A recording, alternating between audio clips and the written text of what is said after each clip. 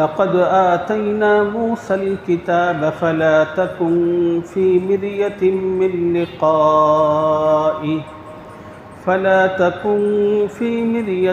من لقائه وجعلناه هدى لبني إسرائيل وجعلنا منهم أئمة يهدون بأمرنا لما صبروا وكانوا بآياتنا يوقنون إن ربك هو يفصل بينهم يوم القيامة فيما كانوا فيه يختلفون أولم يهد لهم كم أهلكنا من قبلهم من القرون يمشون في مساكنهم إن في ذلك لآيات افلا يسمعون صدق اللہ العظیم۔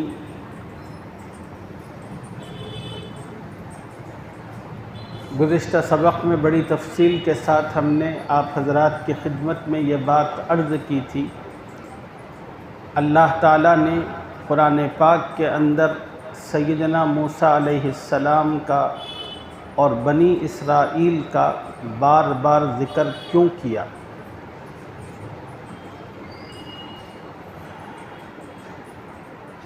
بنی اسرائیل کے تذکرے سے اور حضرت موسیٰ علیہ السلام کے تذکرے سے اللہ تعالیٰ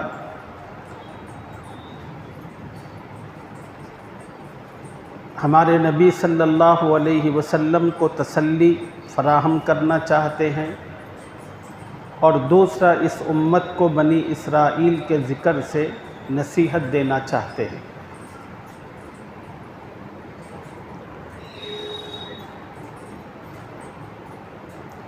وَلَقَدْ آتَيْنَا مُوسَى الْكِتَابَ فَلَا تَكُنْ فِي مِرْيَةٍ مِّن لِقَائِهِ، بے شک ہم نے موسیٰ علیہ السلام کو کتاب عطا فرمائی۔ اے نبی، جس طرح اللہ نے موسیٰ علیہ السلام کو تورات نامی کتاب عطا کی تھی، اس کتاب کی تبلیغ میں، اس کتاب کی اشاعت میں، اس کتاب کو لوگوں تک پہنچانے میں اور لوگوں کو اس کتاب کے احکام پر عمل کرنے کی ترغیب دینے میں موسیٰ علیہ السلام کو بہت تکلیف اور مشقت کا سامنا کرنا پڑا تھا۔ اے نبی، بالکل اسی طرح اللہ تعالیٰ بھی آپ کو قرآن پاک کی شکل میں ایک کتاب دیں گے۔ جس طرح موسیٰ علیہ السلام کو تورات کی تبلیغ میں بہت ساری مصیبتیں، کٹھنائیاں اور تکلیفیں پیش آئیں، آپ کو بھی قرآن پاک کی تبلیغ میں اسی طرح کی تکلیف پیش آئے گی۔ چنانچہ جب رسول اللہ صلی اللہ علیہ وسلم قرآن پاک کی تلاوت کرتے تو مشرکین کا جو طرز عمل ہوتا تھا، قرآن نے اس کو ایک جگہ بیان فرمایا۔ مشرکین کہتے تھے محمد صلی اللہ علیہ وسلم جب قرآن پڑھنا شروع کریں تو تم لوگ پکارنا اور چیخنا شروع کرو۔ لا تسمعوا لهذا القرآن والغوا فیہ لعلکم تغلبون، شور مچاؤ، بہت ممکن ہے کہ تمہارے شور کی آواز میں محمد صلی اللہ علیہ وسلم کی تلاوت دب جائے، وہ جو بتانا اور سمجھانا چاہتے ہیں وہ اپنے مقصد میں کامیاب نہ ہو۔ یہ مشرکین کیا کرتے تھے۔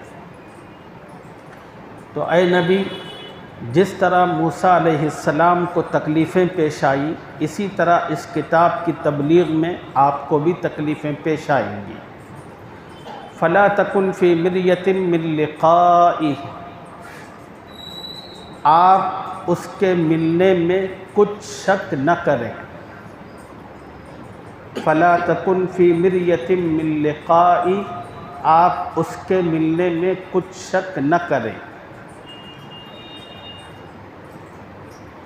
لقائہ جو ہی ہے یہ ضمیر ہے عربی کے اندر، ضمیر کا مطلب کیا ہوتا ہے؟ جیسے اردو میں ہم بولتے ہیں انہوں بولے بول کے، اب وہ انہوں کون ہے؟ وہ اب جو دو لوگ بات کر رہے ہیں وہ سمجھ میں آتا ہے انہوں بولے تو یہ جو انہوں ہے وہ کون ہے، وہ سامنے والا بھی سمجھتا ہے، وہ بھی سمجھتے ہیں۔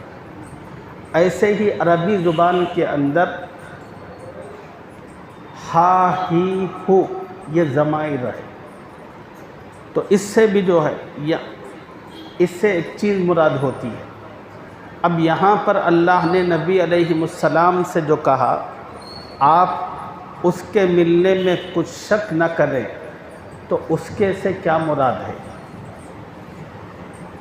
علامہ امام بیضاوی رحمہ اللہ نے اپنی تفسیر میں بیان فرمایا اس سے مراد ہے اللہ کی کتاب قرآن پاک۔ اے محمد صلی اللہ علیہ وسلم، جس طرح اللہ تعالیٰ نے حضرت موسیٰ علیہ السلام کو تورات نامی کتاب عطا فرمائی تھی، اسی طرح اللہ تعالیٰ آپ کو اپنا کلام قرآن پاک کی شکل میں عطا کریں گے۔ خدا کا کلام جو آپ کو ملے گا اس میں ذرا بھی آپ شک نہ کریں، یہ مطلب۔ بعض مفسرین نے فرمایا ہی کی جو ضمیر ہے وہ اللہ اور حضرت موسیٰ علیہ السلام کی ملاقات کی طرف ہے اشارہ۔ قرآن پاک کے اندر 9ویں پارے میں اللہ نے یہ مضمون بیان فرمایا کہ اللہ تعالی حضرت موسیٰ علیہ السلام سے بات کیا کرتے تھے۔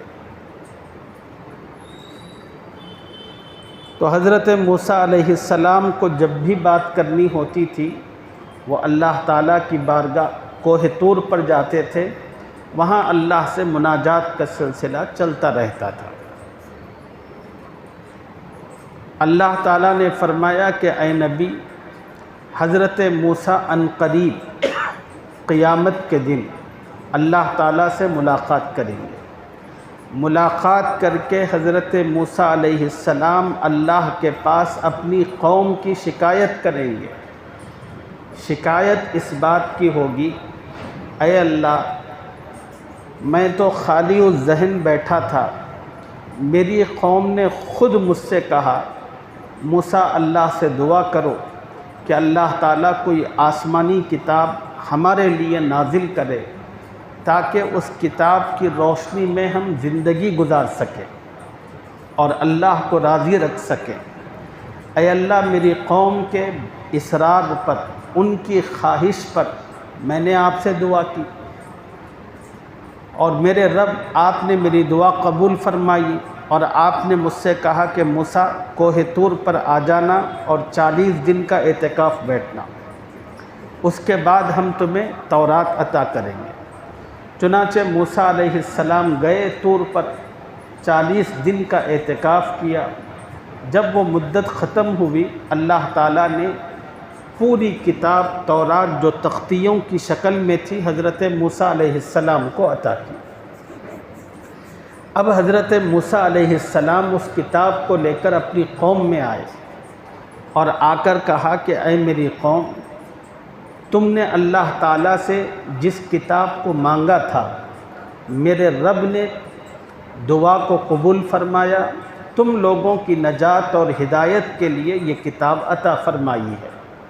اب اللہ کی اس کتاب کو پڑھو، سمجھو، اس کے مطابق عمل کرو، تمہیں دنیا اور آخرت میں کامیابی حاصل ہوگی۔ اب موسیٰ علیہ السلام نے اللہ کی کتاب اپنی قوم کے سامنے رکھتے ہوئے جب یہ بات کی، قوم بڑی اڑیل قسم کی تھی، وہ حضرت موسیٰ سے کہنے لگی موسیٰ ہم کیسے یقین کریں کہ یہ کتاب اللہ ہی نے دی ہے تمہیں؟ ہو سکتا ہے کہ اللہ تعالیٰ نے کچھ دیا ہو، کچھ تم نے اپنی طرف سے ملا دیا ہو، پروف کیا ہے کہ اللہ تعالیٰ نے دی؟ اور پھر کہنے لگے کہ موسیٰ جب تک اللہ تعالیٰ خود نہیں کہے گا یہ کتاب میں نے دی ہے تب تک ہم نہیں مانیں گے۔ موسیٰ علیہ السلام بڑے پریشان ہوئے اور اپنی قوم کو تو جانتے تھے۔ دیکھو اللہ تعالیٰ کی ایک سنت ہے، ایک طریقہ، خدا کی سنت اور خدا کا طریقہ یہ ہے، اگر کوئی قوم اپنی نبی سے اپنی طرف سے کسی چیز کا مطالبہ کرتی ہے، کوئی قوم اپنی طرف سے اپنے نبی سے کسی چیز کا مطالبہ کرتی ہے اور اللہ تعالیٰ اس قوم کا مطالبہ پورا کرتے ہوئے نبی کے واسطے سے وہ چیز قوم کو عطا کرتے ہیں، تو پھر قوم پر لازم ہوتا ہے کہ اللہ کی دی ہوئی اس چیز کو مانے۔ اب اگر قوم ان کی فرمائش کے بعد جو چیز آئی ہے اس کو ماننے میں آناکانی کرتی ہے تو پھر اللہ کا عذاب دفعتاً آتا ہے اور پوری قوم کو صفحہ ہستی سے مٹایا جاتا ہے۔ یہ اللہ کا اصول ہے۔ جس چیز کا قوم اللہ سے مطالبہ نہیں کرتی اور اللہ وہ چیز اپنے نبی کو دیتے ہیں تو قوم کے پاس آپشن رہتا ہے، مانے بھی نہ مانے۔ نہیں مانیں گے تو اس کی جو سزا ہوگی وہ تو آخرت میں ہوگی، لیکن دنیا میں فی الفور کچھ نہیں ہوتا۔ جیسے حضور اکرم صلی اللہ علیہ وسلم کے بے شمار معجزات ہیں، انہی میں سے ایک معجزہ ہے شق القمر کا، چاند کے دو ٹکڑے ہو جانا۔ مکے کے لوگوں نے کہا کہ محمد اگر آپ اس چاند کو دو ٹکڑے کر دیں گے تو ہم آپ کو نبی مان لیں گے۔ حضور صلی اللہ علیہ وسلم نے شہادت کی انگلی سے اشارہ فرمایا منا کے میدان میں بیٹھ کر، تو اللہ تعالیٰ نے نبی کے اشارے کی لاج رکھتے ہوئے چاند کو دو ٹکڑے کر دیے اور آدھا حصہ ادھر چلا گیا، آدھا حصہ ادھر چلا گیا۔ اب جب نبی علیہ السلام نے یہ معجزہ دکھا دیا تو اب مکے کے جو کافر تھے انہوں نے کہا او ہو آپ اتنے بڑے جادوگر ہیں، ہمیں پتہ ہی نہیں تھا۔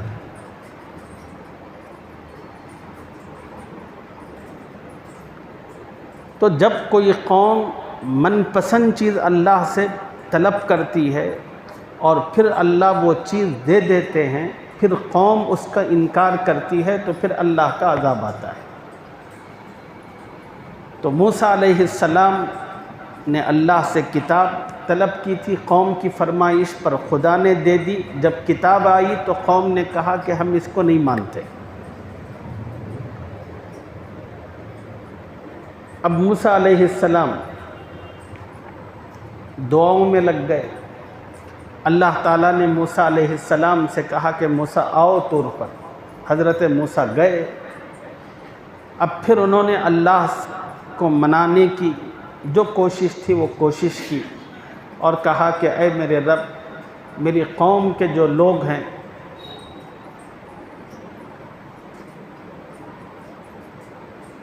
وہ بڑے ضدی ہیں،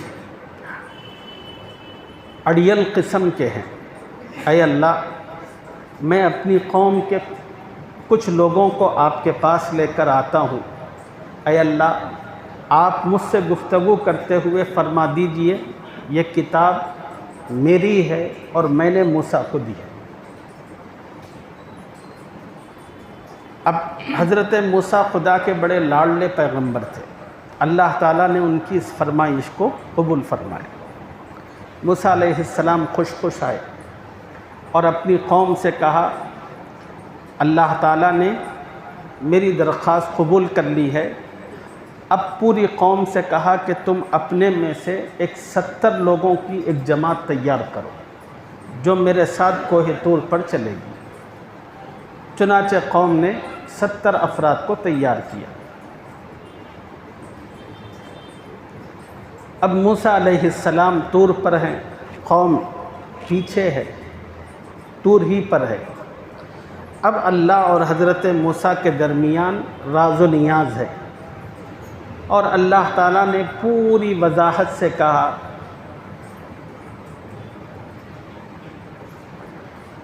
یہ جو کتاب موسیٰ علیہ السلام تمہارے پاس لے کر آئے ہیں یہ میری اپنی کتاب ہے اور میں نے تمہاری ہدایت اور نجات کے لیے موسیٰ کو دیا ہے، یہ اللہ نے کہا۔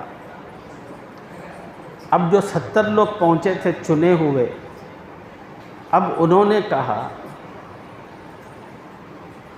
موسیٰ یہ جو آواز تھی یہ خدا کی تھی، یہ کیسا یقین کریں؟ روایتوں میں آتا ہے کہ اسی وقت اللہ کا عذاب آیا، خدا نے وہ 70 لوگوں کو ہلاک کر دیا۔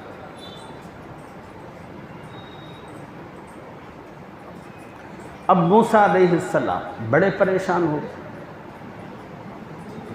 اللہ تعالیٰ سے پھر مناجات شروع کی، کہنے لگے کہ اے میرے رب، میری قوم نے جو نادانی کی ہے، آپ کی شان میں بے ادبی کی ہے، اے اللہ میں اس کی معافی چاہتا ہوں۔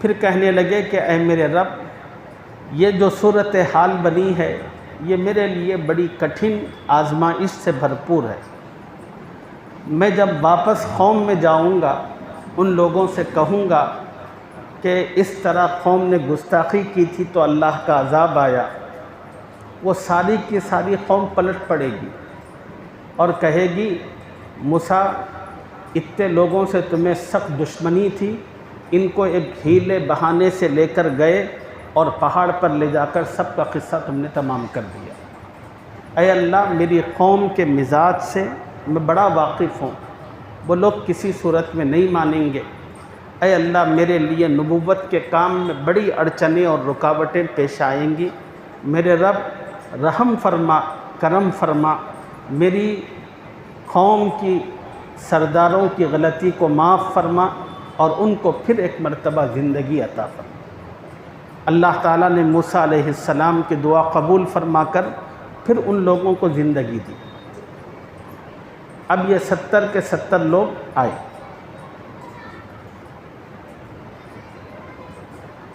اب پھر آنے کے بعد موسیٰ علیہ السلام نے جب تورات کا ذکر کیا، پھر قوم اڑ گئی، کہنے لگی نہیں ذرا شک ہے ابھی بھی۔ تو اللہ نے جبرائیل کو حکم دیا کہ پہاڑ لے جا کر ان پر ڈال دو۔ اب جبرائیل پہاڑ لے کر آئے، اب پورے بنی اسرائیل نے دیکھا ہاں اوپر پہاڑ ہے۔ اللہ نے کہا مانتے ہو نہیں مانتے؟ اب انہوں نے کہا کہ اگر نہیں بولے تو قصہ ختم ہے۔ تب انہوں نے کہا کہ نہیں اب مانتے ہیں کہ یہ اللہ کی کتاب ہے اور اللہ ہی نے دی ہے۔ یہ جو حالات ہیں تو اسی کا ذکر ہے کہ اے نبی، حضرت موسیٰ علیہ السلام اللہ سے ملاقات کریں گے قیامت کے دن اور اپنی قوم کی شکایت کریں گے اللہ سے۔ شکایت یہ ہوگی اے میرے رب، آپ نے اپنی کتاب میری قوم کی ہدایت کے لیے عطا فرمائی تھی، میری قوم نے آپ کی کتاب کی قدر نہیں کی، نہ اس کو پڑھا نہ اس پر عمل کیا، بلکہ اس کو پس پشت ڈال دیا۔ اے نبی، جس طرح موسیٰ اللہ سے ملاقات کریں گے اسی طرح آپ بھی خدا سے قیامت میں ملاقات کریں گے، اور جس طرح موسیٰ نے اپنی قوم کی اللہ سے شکایت کی تھی، اے نبی آپ بھی اپنی قوم کی اللہ سے شکایت کریں گے۔ پارہ 19 میں نبی کی وہ شکایت موجود ہے جو نبی قیامت کے دن اپنی امت سے متعلق اللہ کی بارگاہ میں کریں گے۔ وقال الرسول یا ربی ان قوم اتخذوا هذا القرآن مہجورا، نبی علیہ السلام اپنی قوم کا گریبان پکڑ کر خدا کے سامنے گھسیٹیں گے اور کہیں گے اے میرے رب، تو نے اتنا عظیم الشان کلام نازل فرمایا تھا، میری قوم نے اس کا کوئی حق ادا نہیں کیا، اے اللہ یہ مجرم ہیں، آپ ان کو مت چھوڑیے۔ آپ ذرا تصور کریں اور اندازہ کریں،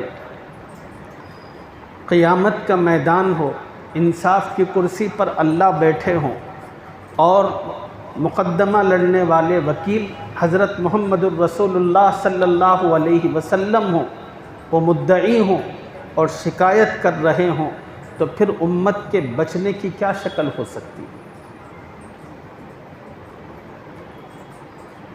اسی کو اللہ نے فرمایا۔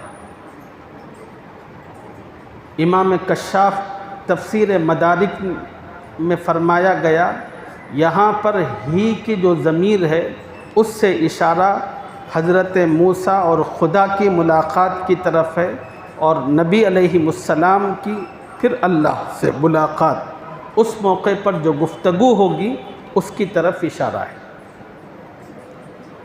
بعض مفسرین نے فرمایا ہی کی جو ضمیر ہے وہ صرف حضرت موسیٰ علیہ السلام کی ملاقات کی طرف ہے۔ جیسے معراج والی حدیث میں یہ بات آتی ہے، نبی علیہ السلام فرماتے ہیں کہ جب میں بیت اللہ سے بیت المقدس کی طرف جا رہا تھا تو میرا گزر ایک لال ٹیلے پر ہوا، وہاں پر حضرت موسیٰ علیہ السلام مدفون ہیں، ان کی قبر کے اوپر سے ہوا، اور نبی علیہ السلام فرماتے ہیں میں نے اوپر سے دیکھا کہ موسیٰ علیہ السلام اپنی قبر میں نماز پڑھ رہے۔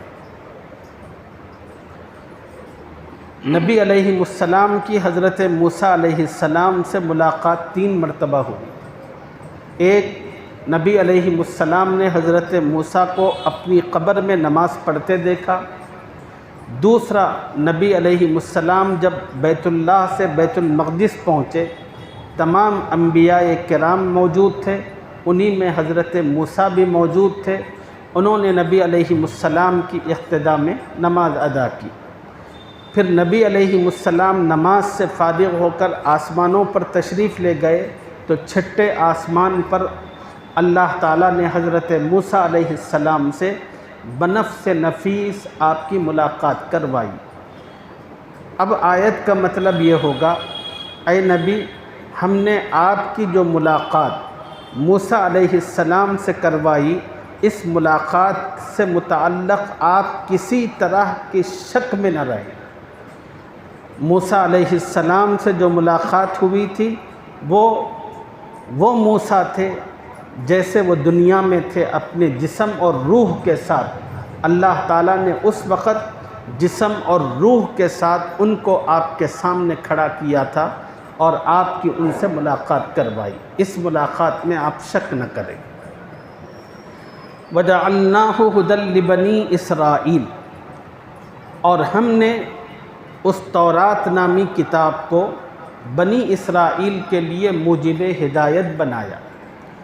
اے نبی، جس طرح تورات بنی اسرائیل کے لیے ہدایت کا سبب تھی، اسی طرح آپ کو اللہ جو کتاب دیں گے قرآن پاک کی شکل میں، یہ بھی آپ کی امت کے لیے ہدایت کا سبب اور ذریعہ ہوگی۔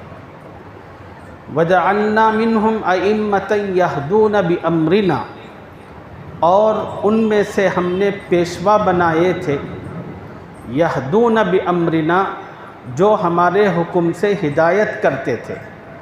ائمہ یہ امام کی جمع ہے، جیسے ٹوپیاں، ایک ہوگا تو امام بولیں گے، ایک سے زیادہ ہو تو ائمہ۔ اللہ تعالیٰ نے بنی اسرائیل کے اندر ائمہ کو رکھا تھا۔ اب ائمہ سے کون مراد ہے؟ ائمہ سے مراد مفسرین نے لکھا ہے کہ 3 لوگ ہیں۔ اہل علم مراد ہیں، فقہا مراد ہیں، یا حاکم وقت مراد ہے۔ اگر اسلامی حکومت و سلطنت ہو تو اس حکومت و سلطنت کا جو حاکم وقت ہے، یہ تینوں مراد ہے۔ بنی اسرائیل کے اندر جو انبیاء ہوا کرتے تھے، اللہ تعالیٰ ان انبیاء کی ماتحتی میں ان کی امت ہی میں سے جو لوگ بڑے سمجھ شعور رکھتے تھے، ان کو نبی کی نیابت عطا کرتے تھے، اور نبی ان کو پیغام سکھا کر، اللہ کی بات بتا کر ان کو دوسری جگہ بھیجتے تھے۔ جس طرح بنی اسرائیل میں ائمہ تھے، اور پھر اللہ تعالیٰ نے بعد میں انہی کو اپنا نبی بنایا، حضور صلی اللہ علیہ وسلم کی امت میں اللہ تعالیٰ نے وہ مقام و مرتبہ علماء کو عطا فرمایا۔ حضور اکرم صلی اللہ علیہ وسلم نے ایک حدیث میں فرمایا علماء امتی کا انبیاء بنی اسرائیل، میری امت کے علماء بنی اسرائیل کے انبیاء کی طرح ہیں۔ یہ ائمہ تھے اور یہ اللہ تعالیٰ کے حکم سے نبی کی وساطت سے جو آتا تھا اس کے مطابق لوگوں کے لیے ہدایت کا، رہبری کا، رہنمائی کا سامان کرتے تھے۔ اللہ تعالیٰ نے بنی اسرائیل میں ان لوگوں کو امامت کے منصب پر کیوں فائز فرمایا تھا؟ اللہ نے فرمایا دو خوبیاں تھیں، لما صبروا وکانوا بآیاتنا یوقنون۔ پہلی صفت اماموں میں یہ تھی، وہ صبر کرتے تھے۔ صبر جو ہوتا ہے وہ تین طرح کا ہوتا ہے۔ صبر جو ہوتا ہے وہ تین طرح کا ہوتا ہے۔ عام طور پر ہم لوگ صبر کا جو مطلب اور مفہوم سمجھتے ہیں وہ بڑا چھوٹا، بڑا مختصر ہے۔ ہم لوگ صبر کب سمجھتے ہیں؟ بس کسی آدمی کا انتقال ہو گیا تو انتقال ہونے پر صبر کرنا، بس اسی کو صبر سمجھتے ہیں۔ نہیں، امام غزالی رحمہ اللہ نے اپنی کتاب میں لکھا ہے صبر تین طرح کا ہوتا ہے۔ صبر کی جو پہلی قسم ہے صبر علی الطاعہ، اللہ تعالیٰ کی اطاعت و فرما برداری پر صبر کرنا، یہ صبر کی پہلی قسم ہے۔ کیا مطلب ہے اس کا؟ اللہ کی اطاعت و فرما برداری پر صبر کرنے کا۔ مثلا اللہ تعالیٰ نے ہمیں حکم دیا کہ اے ایمان والو 5 وقت کی نماز پڑھو۔ اللہ نے حکم دیا روزہ رکھو۔ اللہ نے حکم دیا صاحب استطاعت ہیں زکوٰۃ ادا کرو۔ پھر اللہ نے حکم دیا صاحب استطاعت ہیں تو حج کرو۔ یہ اللہ کے احکامات ہیں۔ اب نماز جو روزانہ 5 مرتبہ پڑھنا ہے، اب یہ 5 مرتبہ نماز کے لیے آتے ہوئے اب ہم لوگوں کی تو جان نکلتی ہے۔ خدا نے جن لوگوں کا مزاج بنا دیا ہے وہ تو اللہ کے نیک بندے، باتوفیق بندے بڑی آسانی سے آ جاتے ہیں۔ اب باقی مسلمانوں کی کتنی بڑی تعداد ہے جو روزانہ اپنے کاروبار کے لیے نکلتی ہے، ملازمت کے لیے ہو یا کسی اور چیز کے لیے، نکلنے کے بعد ظہر کی اذان کا وقت ہوتا ہے تو وہ ظہر کی نماز بس وہ اپنے کام میں مشغول رہتے ہیں، ادھر نماز کا وقت آتا بھی ہے اور ختم بھی ہوتا ہے۔ فجر کی نماز وہ تو سونے میں چلی گئی، عصر کی نماز وہ بھی کاروبار میں چلی گئی۔ اب مغرب اور عشاء کی جو نماز ہے وہ کام دکان بند کر کے واپس گھر کو آنے میں یہ نمازیں بھی چلی گئی۔ اب ایک مومن کے لیے اپنی دکان بند کر کے نماز کے لیے آنا یہ بڑا مشکل مرحلہ ہوتا ہے۔ اس مرحلے کو پورا کرتے ہوئے اس کو بے انتہا تکلیف ہوتی ہے۔ ارے لوگ آ رہے ہیں خریدنے کے لیے دکان پہ، اب میں دکان بند کر کے گیا تو پھر انہوں آتے کہ نہیں آتے کی، تو اب دکان بند کرنا پھر نماز کو آنا یہ بڑا تکلیف دہ مرحلہ ہوتا ہے۔ تو صبر کی پہلی قسم یہ ہے اللہ نے جن چیزوں کا حکم دیا ہے اس حکم کو پورا کرتے ہوئے جو تکلیف ہوتی ہے اس تکلیف کو سہنا، یہ صبر کی پہلی قسم ہے۔ اب آپ نماز پڑھنے کے لیے آ گئے، رمضان کے اندر اللہ تعالیٰ نے تراویح کی نماز رکھی۔ اب تراویح کی جو نماز ہے وہ ہے 20 رکعت۔ اب وہ پہلے 4 پڑھنا ہی مشکل تھا روزانہ، اب پھر رمضان میں اگر 20 پڑھو بولے تو 4 وہ 20 وہ 3 واجب الوتر۔ اب اتنی رکعتیں پڑھنا، اب یہ رکعتوں میں پڑھتے ہوئے تکلیف کتنی ہوتی؟ پہلا یہ کہ ہم افطار میں اتنا کھاتے ہیں اللہ کی توفیق سے پوچھو مت، اب ٹھہرنا ہی مشکل ہوتا۔ اب پڑھتے ہوئے اب ادھر اٹھتے ہیں، ادھر ہلتے ہیں، ادھر مچلتے رہتے ہیں، کھانا اٹھتا ہے پیٹ میں، ذرا زیادہ دیر رکوع ہوا تو بڑی بے چینی، اس سے پہلے امام سے پہلے وہ کھڑا ہوتا، سجدہ زیادہ دیر ہوا وہ مشکل پریشانی۔ تو اب یہ جو اللہ کا حکم پورا کرتے ہوئے جو تکلیف ہوتی ہے، اس کو سہنا، برداشت کرنا، یہ صبر کی پہلی قسم ہے، اس کو صبر علی الطاعت کہتے ہیں۔ امام غزالی نے فرمایا صبر کی دوسری قسم ہے صبر علی المعصیت، گناہ پر صبر کرنا۔ گناہ پر صبر کرنا کیا ہے؟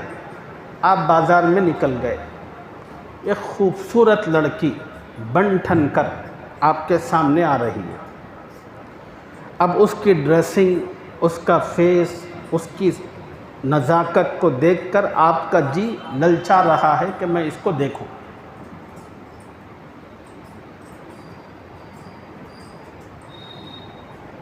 اللہ کا حکم ہے نامحرم پر پہلی مرتبہ جو اچانک نظر پڑتی ہے وہ معاف ہے، دوسری نظر معاف نہیں ہے۔ آپ نے دیکھ لیا بہت اچھی ہے، اب نگاہ نیچے ڈالی، اب دل مچل رہا ہے، ایک بار اور دیکھو، ایک بار اور دیکھو۔ اب آپ نے اپنے دل کو کہا کہ اے میرے دل سمجھ لے اللہ کا حکم ہے نہیں دیکھنا، وہ نامحرم ہے۔ اب اللہ تعالیٰ کے اس حکم کو پورا کرتے ہوئے دل کٹتا ہے، بڑی تکلیف ہوتی ہے، اس کو کہتے ہیں صبر عن المعصیت۔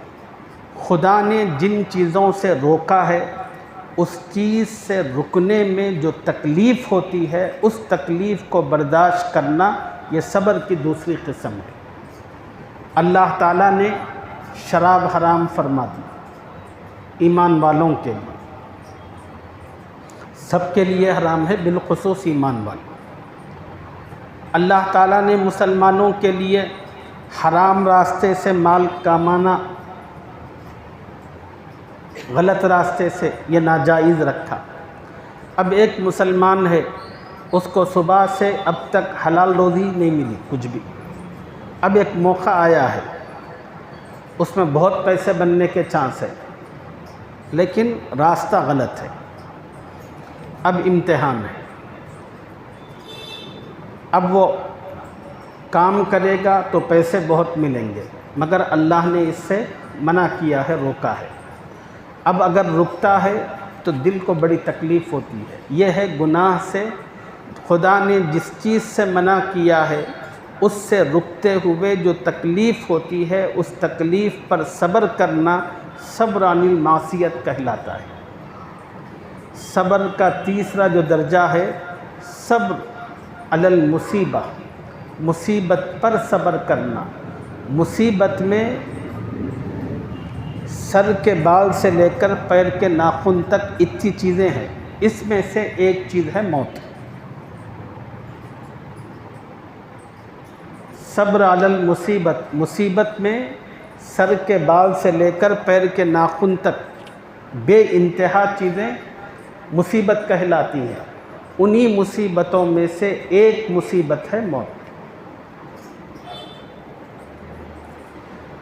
کسی کا انتقال ہو گیا، کسی کی دکان جل گئی، کسی کی دکان لٹ گئی، آج دکان میں بیٹھے رہے، کچھ بھی نہیں ہوا، یہ سب کی سب مصیبتیں۔ یہ جو بھی مصیبت پیش آتی ہے اس مصیبت پر صبر کرنا۔ حضور اکرم صلی اللہ علیہ وسلم اماں جان حضرت عائشہ رضی اللہ عنہا کے ساتھ اپنے دولت کدے میں بیٹھے ہوئے تھے۔ وہ دور میں تو لائٹ تھی نہیں، چراغوں کا زمانہ تھا، چراغ جل رہا تھا، اچانک ہوا کا ایک جھونکا آیا، چراغ بجھ گئی۔ حضور اکرم صلی اللہ علیہ وسلم نے فوراً کہا انا للہ و انا الیہ راجعون۔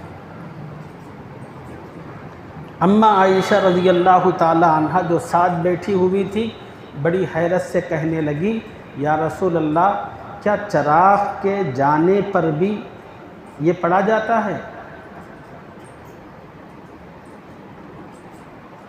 حضور صلی اللہ علیہ وسلم نے فرمایا کہ عائشہ، اللہ نے یہ دعا ہر مصیبت کے موقع پر پڑھنے کے لیے دی ہے۔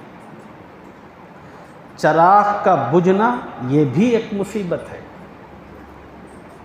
تو اب آپ اندازہ کرو، زندگی کے اندر طبیعت کے خلاف جو چیز بھی پیش آتی ہے وہ ایک مصیبت ہے، اور ہر مصیبت کے موقع پر مومن کو چاہیے اِنَّا لِلَّهِ وَإِنَّا إِلَيْهِ راجعون پڑھے۔ آپ گاڑی پہ جا رہے تھے، اچانک ٹائر پنکچر ہو گیا، ٹھس ہوا نکل گئی، فوراً اِنَّا لِلَّهِ وَإِنَّا إِلَيْهِ، یہ مصیبت ہی ہے نا۔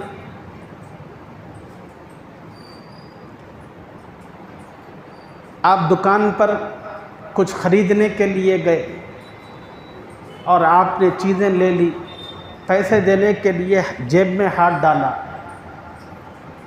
ہاتھ ہے کہ خالی جا رہا، دل ایک دم دھک بولتا، ارے کہاں گئے پیسے؟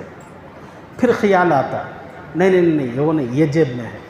تو یہ جو ایک لمحے کے لیے بھی جیب میں ہاتھ ڈالے تو جو خالی جیب پہ ہاتھ چلا گیا، جو آپ کو تکلیف پہنچی، یہ مصیبت ہے۔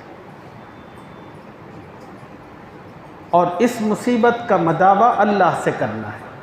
حضور اکرم صلی اللہ علیہ وسلم نے اپنے عمل کے ذریعے سے بتایا، ایک مرتبہ نبی علیہ السلام کا جو چپل تھا اس کا تسمہ ٹوٹ گیا۔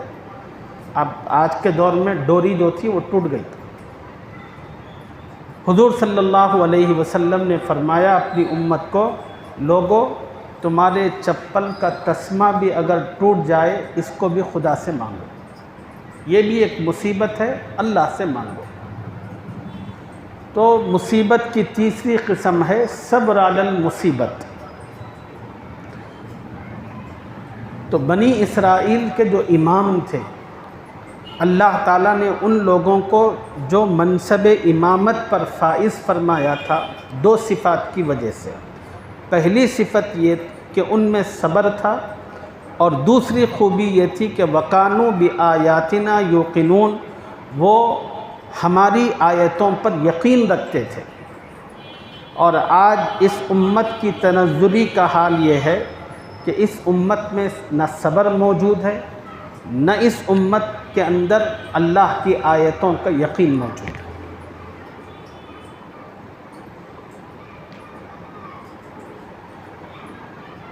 جب فرعون بنی اسرائیل پر انتہائی مظالم ڈھا رہا تھا اور قوم ان مظالم سے بے بس ہو گئی، تو انہوں نے حضرت موسیٰ سے شکایت کی، کہنے لگے موسیٰ، آپ کے آنے سے پہلے بھی ہم ظلم سہتے تھے، آپ کے آنے کے بعد بھی ظلم ہی سہ رہے ہیں۔ موسیٰ کچھ بھی تبدیلی نہیں آ رہی حالات میں۔ تو حضرت موسیٰ علیہ السلام نے اپنی بے بس قوم کی اس فریاد کو اللہ کے سامنے رکھا، کہا کہ اے اللہ، میری قوم لاچار ہو چکی ہے، پہلے بھی مصیبتیں تھیں، اب بھی مصیبتیں ہیں۔ اللہ نے وحی نازل فرمائی، موسیٰ اپنی قوم سے کہو کہ صبر کرے، اس لیے کہ اللہ کی جو مدد ہے وہ اچانک نہیں آتی کوئی میجک کی طرح۔ اللہ تعالیٰ کی مدد کے آنے کے کچھ اصول اور ضابطے ہیں جو اس نے قرآن میں بیان فرمائے۔ کسی قوم کو اللہ تعالیٰ نے نبی کے جھٹلانے پر اچانک ہلاک نہیں کیا، اللہ تعالیٰ برابر موقع دیتے ہیں اپنے بندوں کو ہدایت پر آنے کا۔ نبی ایک نہیں، دو نہیں، 10 نہیں، 20 نہیں، 50 مرتبہ ایک ایک کے پاس جاتے ہیں، ایک ایک کو سمجھاتے ہیں، اللہ چانس دیتے ہیں، اب نہیں سمجھا تو اب سمجھے گا، اب نہیں سمجھا تو اب سمجھے گا، اب نہیں تو اب سمجھے گا۔ جب پوری حد اور انتہا ہوتی ہے، پھر اس کے بعد اللہ تعالیٰ اپنے عذاب کا فیصلہ کرتے ہیں۔ یہ اللہ کا اصول ہے۔ آج ہم لوگوں کا حال یہ ہے کہ ذرہ ہوتا کچھ نہیں، ایک چھوٹا موٹا کہیں پر کچھ واقعہ آتا ہے، سب دعا کے لیے بیٹھ جاتے ہیں، اے اللہ آسمان سے بجلی نازل فرما، زمین کو پھاڑ دے، اس کو ہلاک کر دے، اس کو ختم کر دے۔ نہیں آتی۔ نہ دعا قبول ہوگی، نہ زمین میں زلزلہ آئے گا، نہ آسمان سے کوئی بجلی اترے گی۔ کیوں؟ اس لیے کہ عذاب کے آنے کے خدا کے کچھ اصول ہیں، اور جب تک وہ اصول پورے نہیں ہوتے اللہ کا عذاب اور اللہ کی مدد نہیں آتی۔ خدا کی مدد کا پہلا اصول جو ہے وہ ہے صبر، اور صبر کہتے کس کو ہیں وہ میں نے تفصیل آپ کو بتا دی۔ اب آپ دیکھیے، کیا ہم اللہ کی فرما برداری میں صبر کر رہے ہیں؟ کیا اللہ کی نافرمانی میں صبر کر رہے ہیں؟ نہ خدا کی فرما برداری کا کوئی صبر ہمارے اندر ہے، نہ اللہ کی نافرمانی کا کوئی صبر ہے، اور عام حالات کا صبر بھی کچھ بھی نہیں ہے۔ کچھ بھی ہوتا ہے، ناموافق حالات آتے ہیں تو زبان سے شکوے شکایتیں شروع ہوتی ہیں، کہتے ہیں کیا اللہ کو ہمارا گھر دکھا تھا، میری دکان ملی تھی اللہ کو، اس قسم کی باتیں۔ اسی کو اللہ فرما رہے ہیں کہ خدا کی مدد کے لیے، امامت کے لیے پہلی جو صفت ہے صبر، اور دوسری صفت ہے اللہ کے وعدوں کا یقین۔ اللہ نے جو کچھ کہا ہے، رسول اللہ صلی اللہ علیہ وسلم نے جو کچھ فرمایا وہ ہوگا۔ زمین ٹلت، زماں ٹلت، نہ ٹلت گل محمد۔ زمین اپنی جگہ سے ہل سکتی ہے، آسمان اپنی جگہ چھوڑ سکتا ہے، مگر اللہ اور نبی کی بات پوری ہو کر رہتی ہے۔ یہ یقین دل کی گہرائیوں میں ہر ایمان والے کے اندر موجود ہو۔ ان ربک هو یفصل بینہم یوم القیامت فیما کانوا فیہ یختلفون۔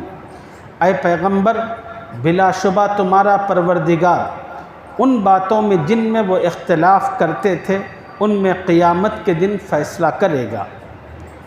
یعنی آپ قرآن کی بات لے جا کر لوگوں کے سامنے رکھتے ہیں، کوئی مانتا ہے، اکثر لوگ جھٹلاتے ہیں، آپ کا مذاق اڑاتے ہیں۔ اے نبی، اس پر آپ کو پریشان ہونے کی ضرورت نہیں، آپ کا کام تبلیغ کرنا ہے، آپ کرتے رہیے۔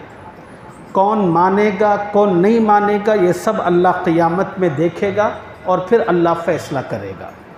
اولم یہد لہم کم اہلکنا من قبلہم من القرون یمشون فی مساکنہم۔ کیا ان کو یعنی مشرکین کو اس بات سے ہدایت نہیں ہوئی ہم نے ان سے پہلے بہت سی امتوں کو ہلاک کر دیا جن کے رہنے کے مقامات میں یہ لوگ چلتے پھرتے ہیں۔ مشرکین تجارت کے لیے کبھی ملک شام جاتے تھے، کبھی یمن جاتے تھے، تو ان کے جو آنے جانے کے راستے تھے وہاں قوم عاد و سمود کی بستیاں پڑتی تھیں۔ جن قوموں پر اللہ کا عذاب نازل ہوا، آج وہ پورے کے پورے شہر اور گاؤں کھنڈرات کی شکل میں، اور مشرک لوگ اپنی آنکھوں سے اس کو دیکھتے ہوئے آتے جاتے ہیں۔ اللہ نے فرمایا کہ اے نبی، کیا ان لوگوں کو ان بستیوں سے کوئی نصیحت نہیں ہوتی، ان کھنڈرات سے، کہ جس طرح آج یہ لوگ دنیا میں کھا پی کر دندناتے پھر رہے ہیں، قوم عاد و سمود کے لوگ بھی کھا پی کر ایسے ہی دندناتے پھرتے تھے، اور ہم نے ان کی ہدایت کے لیے نبیوں کو بھیجا، تو وہ لوگ نبیوں کا ایسے ہی مذاق اڑاتے تھے جیسے مکے کے لوگ آپ کا مذاق اڑاتے ہیں۔ اے نبی، ہم نے ان کو چھوڑا نہیں، سب کو ہلاک کیا۔ مکے والوں سے کہو کہ ان بستیوں سے، ان کھنڈرات سے نصیحت حاصل کریں، اگر یہ لوگ نہیں سنبھلے تو ہم ان کو بھی ایسے ہی ہلاک کریں گے۔ اسی کو فرمایا اولم یہد لہم کم اہلکنا من قبلہم من القرون یمشون فی مساکنہم۔ کیا ان کو اس بات سے ہدایت نہیں ہوئی ہم نے ان سے پہلے بہت سی امتوں کو ہلاک کر دیا جن کے رہنے کے مقامات میں یہ لوگ چلتے پھرتے ہیں۔ ان فی ذالک لآیات، بلا شبہ اس میں نشانیاں ہیں قدرت کی۔ افلا یسمعون، تو کیا یہ لوگ سنتے نہیں ہیں؟ اللہ پوچھ رہے ہیں۔ اللہ تعالیٰ اپنے کرم سے مجھے اور آپ سب کو قرآنی باتوں کو اور اس کی ہدایتوں کو سمجھنے اور اس سے نصیحت پانے کی توفیق عطا فرمائے، اپنی زندگیوں کو سنوارنے اور بہتر بنانے کی سعادت عطا فرمائے، آمین یا رب العالمین۔